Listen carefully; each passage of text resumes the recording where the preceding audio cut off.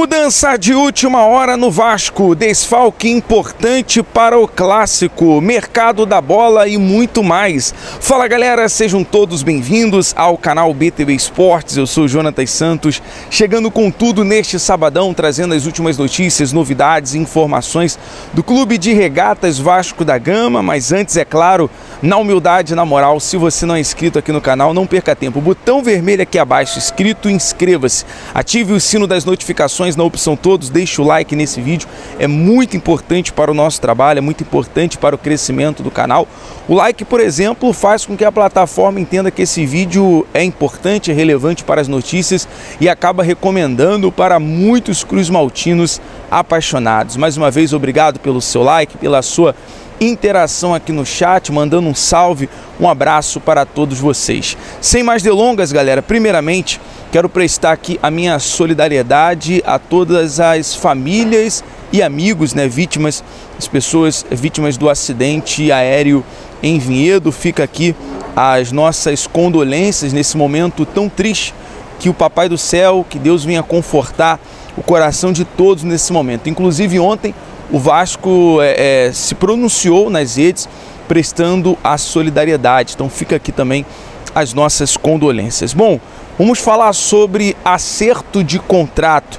O Vasco, que tem sempre a preocupação com a sua base forte, trouxe ontem no site oficial a informação do seguinte: o departamento de futebol de base do Vasco da Gama, pensando no futuro do clube, acertou a contratação do goleiro Marcão, do atacante João Vitor, lateral direito Jean Lopes, do Sub-16, o lateral esquerdo Gustavo Moura, do Sub-14, e o lateral direito o Enid Tyson, do Sub-14. Então, o Vasco aí sempre de olho na base, sempre preocupado em relação ao futuro dos seus jogadores. Inclusive, todos os contratos foram assinados até julho de 2017. Então, boa sorte aí aos garotos, ao futuro da base do Vasco que vem forte. Bom, vamos falar do clássico de logo mais contra o Fluminense no estádio Newton Santos. Inclusive, estamos retornando aqui da nossa viagem, da cobertura dos jogos da Copa do Brasil. Falar sobre esse jogo de hoje, lembrando que logo mais, por volta ali das 6 horas, 6h30, estaremos no setor norte, na Rua das Oficinas, ali na recepção da delegação do Vasco, do Fluminense, interagindo com você, torcedor. Então, quem quiser participar da nossa transmissão, cola ali com a gente. Vamos ter a transmissão completa dessa partida, narração, pós-jogo com a coletiva do técnico Rafael Paiva, do técnico Mano Menezes. Aqui no BTB Esportes você fica ligado nessa partida de forma integral. Então, cola com a gente. Vamos falar sobre mudança de última hora, em relação ao lateral esquerdo Lucas Piton. Lucas Piton está fora do clássico contra o Fluminense, informação vinda do jornalista Matheus Gilbert. O jogador será preservado pela comissão técnica e não foi relacionado para o confronto. A tendência, obviamente, é o técnico Rafael Paiva utilizar ou o Vitor Luiz ou o Leandrinho. Aí eu queria saber de você, torcedor. Lembrando que o Vitor Luiz, ele dá uma assistência para o GB no jogo semana passada contra o Bragantino, foi importante naquela interceptação no final da partida contra o Atlético Goianiense, mas o Leandrinho também é um jovem da base que pode ser utilizado pelo Paiva. Quero saber a sua opinião, coloque aqui no chat, nós vamos estar interagindo com você. Bom, é um desfalque importante, até porque trata-se do Lucas Piton, ele é o lateral esquerdo, um dos jogadores com mais participações em gols no Campeonato Brasileiro, na temporada. Agora falar sobre zagueiro, o João Vitor, que será relacionado para essa partida, retorna de lesão, inclusive estava ontem no treinamento do Vasco no estádio Newton Santos, o Vasco que fez o seu último treinamento ontem no tapetinho, ali na grama sintética, em preparação para essa partida de hoje, e o João Vitor estará entre os relacionados, porém não deve começar no time titular. Com isso, a tendência é que o técnico Rafael Paiva ele venha com a seguinte provável escalação: goleiro Léo Jardim, Paulo Henrique na lateral direita, Maicon e o Léo fazendo a dupla de zaga, Vitor Luiz ou Leandrinho na lateral esquerda, o meio de campo, Juan Esforza, Hugo Moura e Matheus Carvalho, e o ataque, Payet, Adson e Verratti. Portanto, essa é a provável escalação do Vasco, que nesse momento é o 11º colocado com 24 pontos. O Vasco está aí a 4 pontos à frente do Fluminense, que é o 17º, com 20 pontos. Então é um jogo muito importante, é aquele chamado jogo valendo aí 6 pontos, até por conta da distância, né? É importante os 3 pontos para o Vasco, para a sequência da temporada, para a sequência no Campeonato Brasileiro, de uma vez por todas se afastar dessa zona mediana, né? E olhar para a parte de cima da tabela. Então é um jogo que vai ser de fato um divisor de águas, até porque o Fluminense no Campeonato Brasileiro vem de uma recuperação depois da chegada do técnico Mano Menezes. Embora o Fluminense eliminado da Copa do Brasil no meio da semana, no agregado por 5-4, eliminado pelo Juventude, o Fluminense tem uma recuperação no Campeonato Brasileiro. E o detalhe, também tem um desfalque importante, trata-se do atacante Kevin Serna, o atacante que chegou recentemente, veio nessa janela de transferência, é um reforço, já chegou ali na assistência, fazendo gols, ajudando ali o Fluminense, e portanto, aí desfalque na equipe do Mano Menezes. Eu já vou trazer a provável escalação do Fluminense, mas tem um detalhe também, o Mano, ele pode contar com 2 reforços, o volante, né, recém-chegado Facundo Bernal, que foi regularizado no bid da CBF e pode ser relacionado, e o Nonato, né, que retorna ao Fluminense depois ali de 2 anos, estava no Santos, é reforço nessa temporada, ele se recuperou de uma torção no tornozelo e que de fato foi no gramado sintético, e a tendência é que também Thiago Silva seja titular nesta partida. Vamos à provável escalação do Fluminense?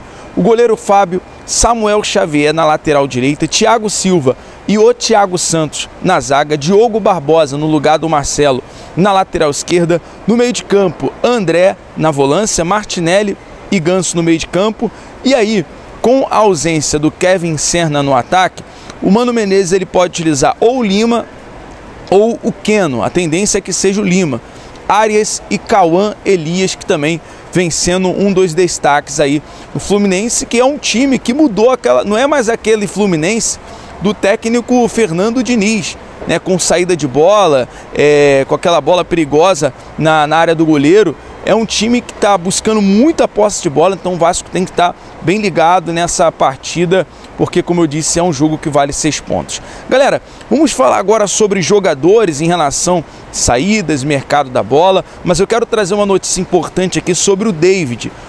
O Vasco está próximo de bater a obrigação de compra do atacante David.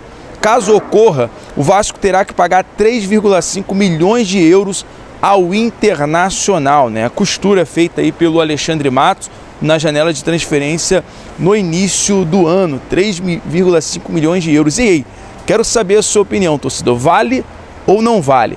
Sobre saídas, informação sobre o Eric Marcos. Clubes do leste europeu têm interesse em Eric Marcos e o Vasco avalia a proposta, né? Tanto Eric Marcos, o Ryan, que também tem interesse de times ali do futebol português, são jogadores aí que o Vasco buscaria vender.